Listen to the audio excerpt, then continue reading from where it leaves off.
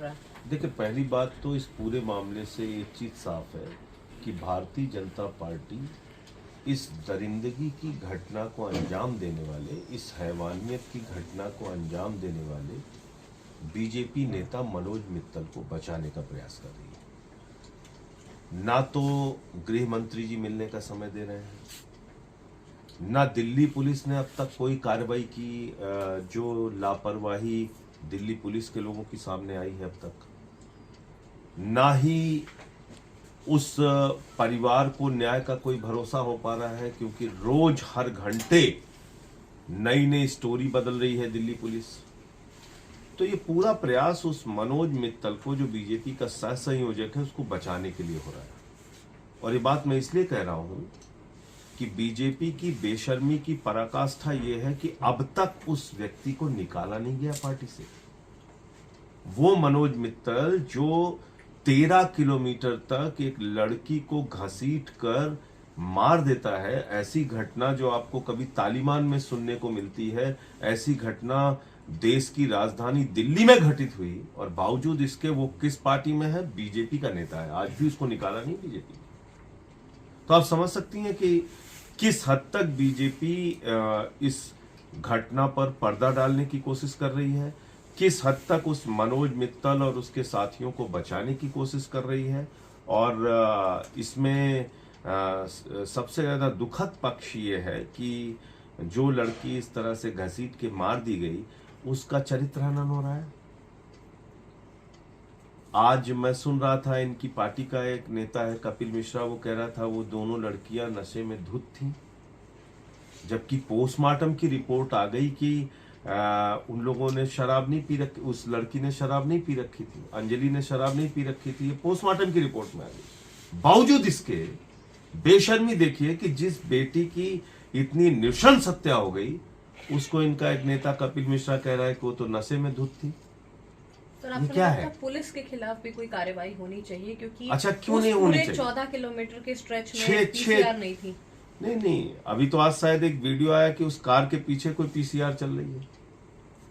एक चश्मदीद ने बताया कि उसने 22 बार कॉल की और सूचना दी पुलिस वालों को, पीसीआर को सूचना दी। 6 बैरिकेड पड़ रहे हैं रास्ते में उस 13 किलोमीटर के दौरान। तो आखिर पुलिस की क्या कोई जिम्मेदारी नहीं है?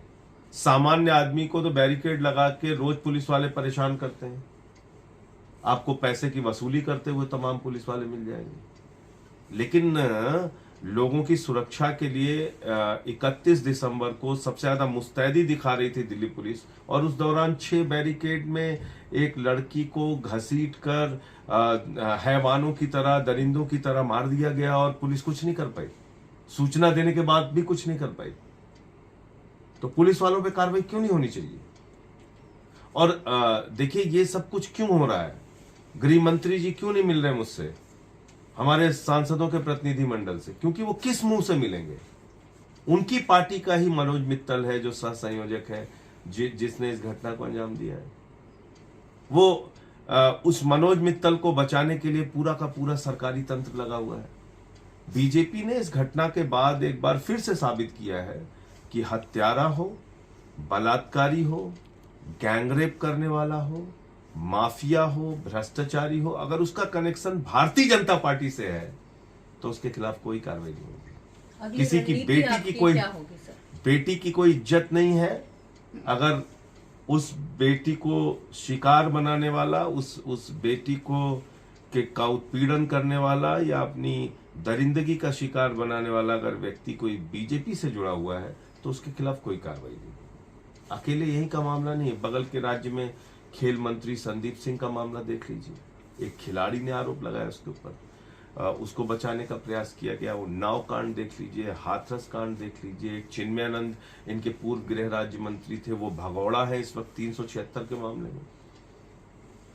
तो अब आप समझ सकती हैं कि किस तरीके से बीजेपी पूरे देश में बेटियों के लिए, जो उनके खुद के नेता खतरा बन चुके हैं, उनको बचाने के लिए प्रयास कर रही है। अगली रणनीति आप लोगों की क्या होगी? देखिए, आम आदमी पार्टी तो इस विषय को लगातार उठा ही रही है और सड़क पर भी हम लोग इसको लेकर आंदोलन कर रहे हैं। जो राहत उस परिवार को दे सकते हैं वो राहत भी देंगे पूरी तरह से। लेकिन सवाल कानून व्यवस्था का है, जो बीजेपी के अधीन है, अमित शाह जी के अधीन है, और निश्चित रूप से इसीलिए कार्रवाई नहीं हो रही है। मैं फिर दोहरा रहा हूँ, अमित शाह और पूरी सरकार उस मनोज मित्तल को, जो बीजेपी का नेता है, जो आज भी भारतीय जनता पार्टी में सह संयोजक है, जिसको निकाला नहीं गया, उसको बचाने के लिए काम